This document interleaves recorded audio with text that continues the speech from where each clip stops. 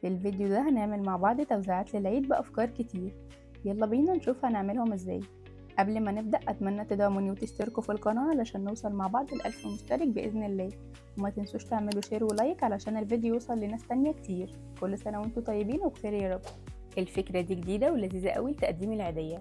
هنحتاج شاليمو وهنقصه مقاس 3 سنتي، قص العدد اللي انتوا تحبوه. أنا قصيت 5. بعد كده هنجيب عصيان الخافت، استخدموا السادة أو الملون المتوفر عندكم، وهلزق الشاليمو على الخافت بالشمع، وممكن كمان تستخدموا دبل فيس.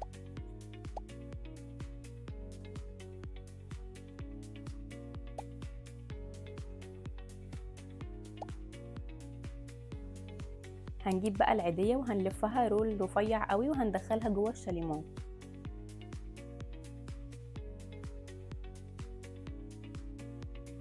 وهكمل تزيين بالستيكر ده وفيونكة من شريط الستان.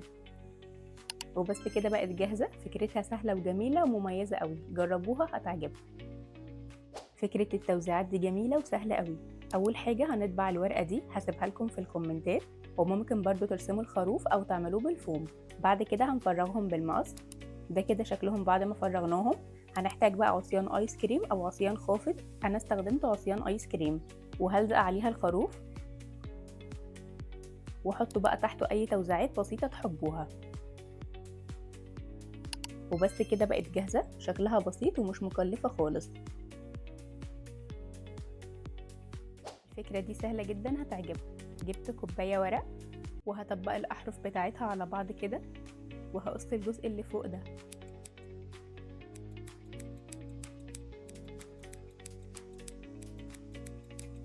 بعد كده حطوا التوزيعات اللي انتوا تحبوها، وهطبق الحرفين على بعض كده، وهنحط اليد اللي احنا قصيناها وهنقفلها بالدباسة. بقت عاملة زي الشنطة كده. هلزق بقى الستيكر ده عليها في النص،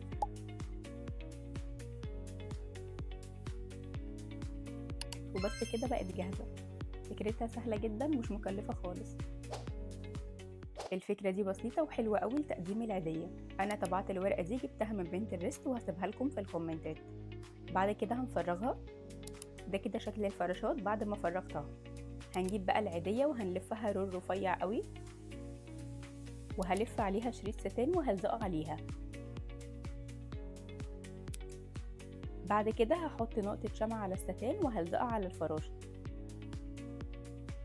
وبس كده هي بقت جاهزة. ممكن تلزقوا الفراشة على عصاية خافت، بس أنا حبيت أسيبها كده. وممكن برضو تعملوها بالطريقة دي. هطبق الفراشة نصين كده، وهقص الخطوط اللي في النص دي. بعد كده هفتح الفراشة وهحط المصاصة بين الخطوط اللي أنا قصيتها. وبس كده هي خلصت. أفكارهم سهلة وبسيطة ومش مكلفة خالص. للفكرة دي أنا جبت كوباية بلاستيك صغيرة، وهحط التوزيعات فيها، وهستخدم ورق كانسون علشان أقفلها بيها. هحط بقى شمع على حرف الكوباية وهلزق الورقة عليها. بعدين هقص الزيادة، وهلزق الستيكر ده في النص كده. وبس كده هي خلصت. فكرتها سهلة وبسيطة، مش هتاخد معاكوا وقت خالص.